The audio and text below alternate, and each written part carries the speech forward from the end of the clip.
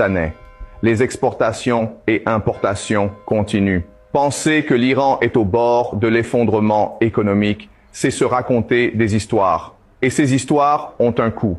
Parce que pendant que Washington se berce d'illusions, les conséquences économiques réelles commencent à se faire sentir.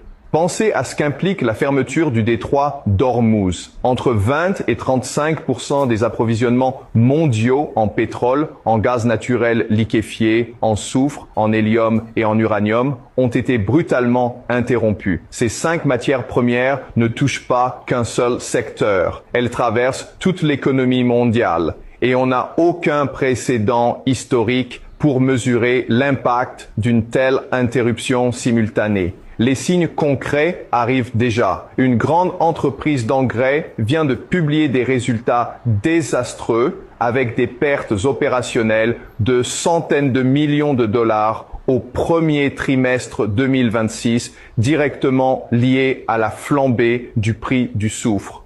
Toyota vient d'émettre un bulletin de service pour dire à ses clients d'utiliser une huile moteur de substitution parce que la raffinerie Shell au Qatar, qui produisait une huile de base spécifique, est hors service. Des fournisseurs d'huile moteur ont averti des grandes chaînes de distribution qu'ils n'avaient plus de produits à livrer. Ce sont des signaux faibles, mais ils annoncent quelque chose de beaucoup plus grand. Quand tout cela se combinera, prix de l'énergie en hausse, pénurie dans les rayons, inflation qui accélère, la population américaine le ressentira directement. Et aucun président ne peut ignorer indéfiniment les conséquences économiques de ses décisions de politique étrangère.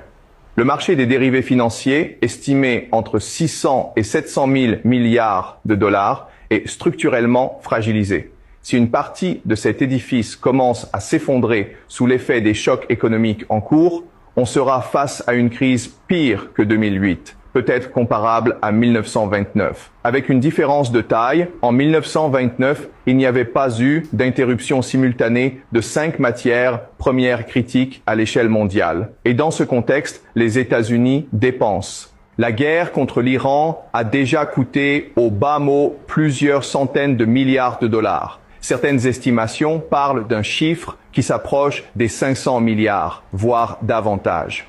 Et 39 appareils militaires ont été perdus rien que dans la première phase du conflit. Le remplacement de